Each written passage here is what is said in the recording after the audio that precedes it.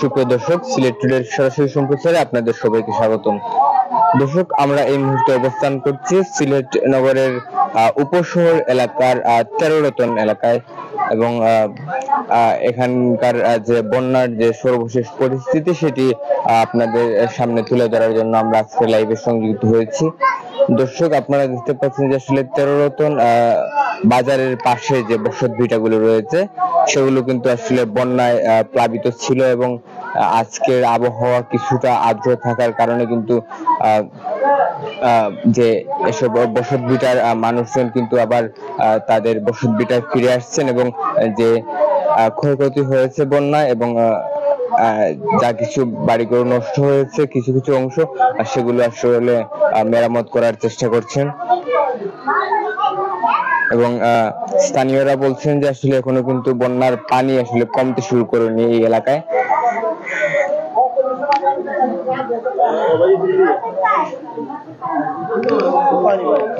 দর্শক, এখানকার বেশিরভাগ বসত ভিটার ভিতরেই কিন্তু আসলে পানি ঢুকে যাওয়ায় এখানকার মানুষজন কিন্তু আসলে নিরাপদ আশ্রয়ে চলে যান।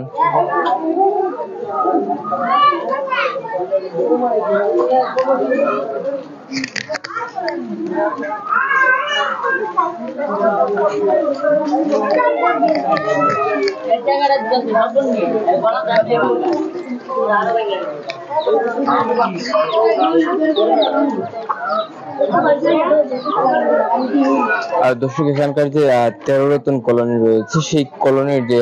যতগুলো বসত ভিটা রয়েছে প্রত্যেকটিতে আসলে বন্যার পানিতে প্লাবিত হয় এবং এখানকার প্রত্যেক মানুষজনই কিন্তু আসলে এই বন্যা পানিতে আক্রান্ত হন এবং ওনারা বলছেন যে গত বেশ কিছুদিন যাবত কিন্তু ওনারা আসলে বন্যার কবলিত হওয়ার কারণে কিন্তু যে নিজে বসত ভিটা ছেড়ে আসলে আশ্রয়স্থলে রাত্রি যাপন করছেন এবং আজকে কিন্তু আসলে এমপি আব্দুল মোমেন উনি কিন্তু আসলে ত্রাণ নিয়ে এলাকায় এসেছিলেন এবং এলাকার মানুষজনের কাছে কিন্তু আসলে ত্রাণ বিতরণ করেছেন।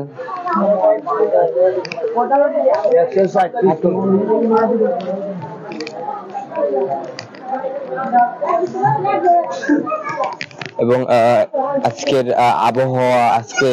এখনো পর্যন্ত বৃষ্টিপাত না হওয়ার কারণে আবহাওয়া আর্দ্র থাকার কারণে কিন্তু এসব বসত ভিটার মানুষজন তাদের বাড়িতে এসে কিন্তু পানি সেচে আসলে বাড়ির ভিতর থেকে কিন্তু পানি সেচে বের করছেন।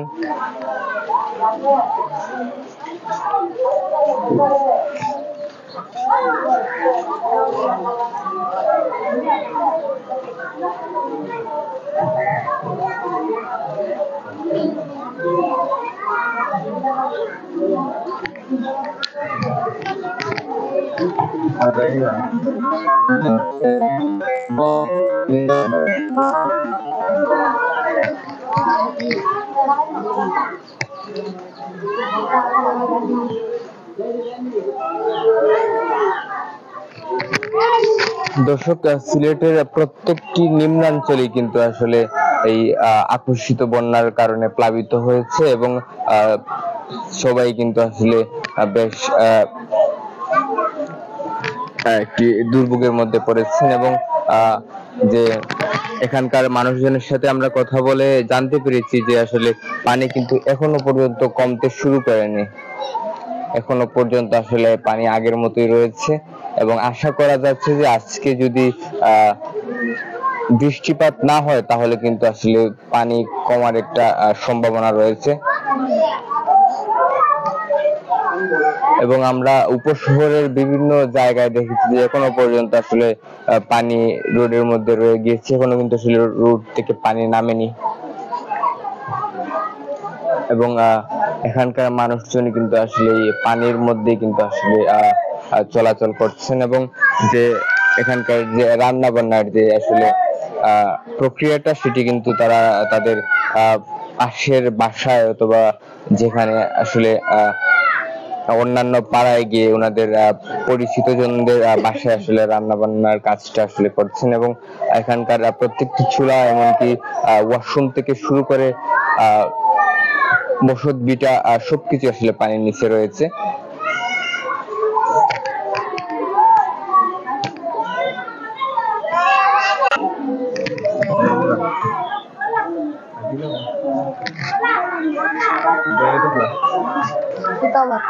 এই তো পানি কিন্তু হয়েছে, কিটা কিটা দেখলা, কিটা কিটা কথা হইলো।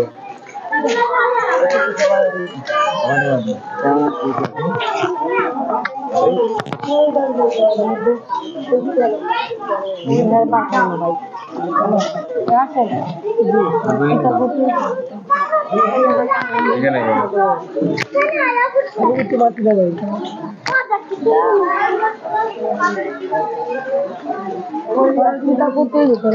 দর্শক আপনারা দেখতে পাচ্ছেন যে আসলে এখানে যে ভুক্তভোগীরা রয়েছেন তারা কিন্তু আসলে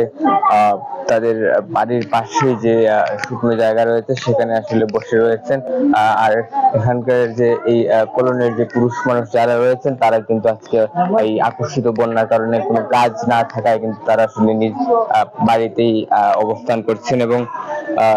এই আকস্মিক বন্যার ফলে কিন্তু আজকে তারা আসলে কাজেও যেতে পারেনি এবং এখানকার আমরা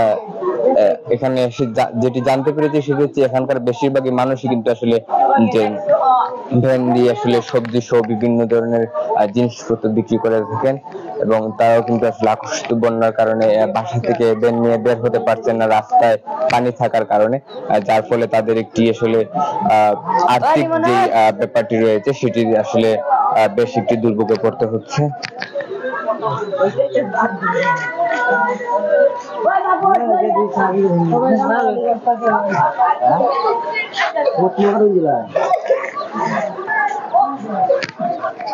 দর্শক আমরা আপনাদের সাথে এতক্ষণ লাইভে সংযুক্ত ছিলাম সিলেটের উপশহরের তেরোরতন এলাকা থেকে। দর্শক আমরা আপনাদের সাথে আবারও লাইভে সংযুক্ত হব অন্য কোনো বন্যা কবলিত অঞ্চল থেকে, অন্য কোনো বন্যা কবলিত এলাকা থেকে। ততক্ষণ পর্যন্ত আমাদের সাথেই থাকুন। ধন্যবাদ সবাইকে।